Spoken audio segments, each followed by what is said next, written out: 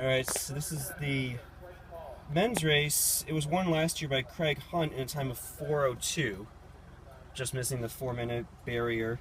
Steve Pretak, alum of Southern Connecticut State varsity team and winner of a number of races on this USCTF CT circuit, who has since moved out west, but came back for this race last year and finished second, and is back here this year.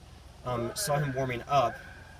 Obviously, not sure of his fitness limit where he is, but generally is always a factor in these races. From the team standpoint, and Jacob Gersler from Manchester Running Company was third last year.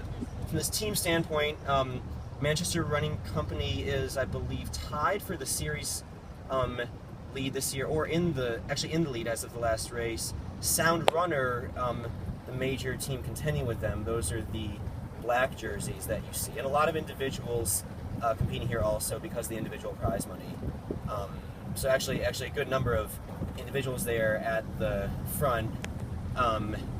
Jake Gersler, Manchester Running Company's positioned there in the top 10, and Steve Pretak hanging right there with the leaders. So he clearly came to play this year, just like last year where he finished second.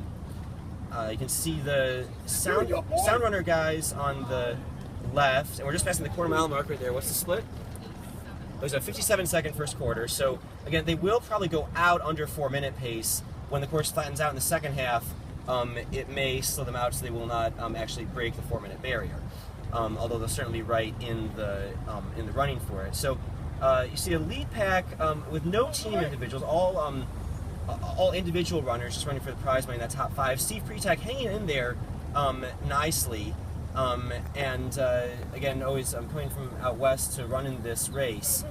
The Sound Runner guys, you see Chris Rosenberg, you see Rob Weston leading the Sound Runner pack, and they are those two are leading the team race right now. Jacob Gersler and Matt Maines from Manchester Running Company, just behind them, but certainly in the mix there. Matt Maines, a very strong performance in this race last year, finished 5th in the individual standings. Obviously helped his team a great deal. We're passing the halfway point right here. What's their split?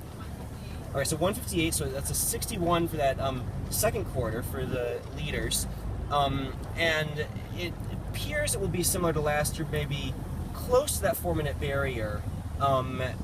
It perhaps with a strong finish, maybe sliding under it, likely in the 4 flat to 405 range. That pack of 4 runners distancing themselves there. Steve Pretak certainly hanging on there. Certainly well positioned, and like we saw in the women's race, there's really a lot of room for strategy in this second half, where the course flattens out, and people who are able to really fly down that first half mile do not necessarily have in their legs to finish just as strong.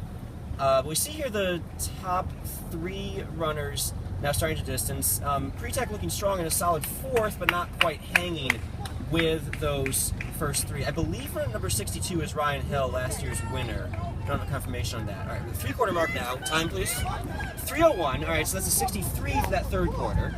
So they've gone 57, 61, 63. And they're going to the sprint finish here with a quarter mile to go. Again, in a track race, this is where they ring the bell on the final lap. So the runners really just giving it all they can here. You see the first 2 runners there distancing themselves a little bit from third place. Number 62, I believe last year's winner, Ryan Hill, really looking strong, really powering ahead there. He's led most of the way, and he's really just pulling on there. He looks to be the strongest. He's got an advantage of about a yard or so. Just look back, check over his shoulder. Maybe just wonder if he has to do a sprint finish. They're now in this downhill part at the end, this all-out, really last part of the downhill. Number 95 is making a push for it. Ryan's looking strong. He looks relaxed. His form is good. He's coming into the finish, breaking the tape here, and actually will break 4 minutes. 3:55, 3:56. So that last quarter, very fast. And the third place runner, 3:59, I believe, got in 4 minutes also. Steve Pretak coming in 4th place here, 4:05. Nicely done, Steve. Now we have Sound Runner's first guy coming in, 4:08. The first team runner to come in here. And Jake Gersler, Manchester Running Company, 4:15. Very nice, Jacob Gersler. Rob Weston and a couple of the Sound Runner guys coming in under 4:15 to 4:20. That should certainly take care of the team title for those guys. We have more runners coming in now. Just at 4:30. I'm good, Jen. Here's more Sound Runner guys. We have Nick Dowlitz from Sound Runner. We have other athletes coming in. So I did not see Matt Maines cross the line. He was right up with Jake Gersler earlier. I assume he crossed. That would be 2 runners from Manchester Running Company. There's New Haven Road Runners coming in. There's a lot of scattered. There's at least 2 from Mohegan Striders coming in here. Still no team with really a defined 3 runners across the line. So the second and third team positions will be interesting in this race. Really just a lot of scat. I don't believe I've seen the 3rd runner from either the New Haven Road Runners or the Manchester Running Company.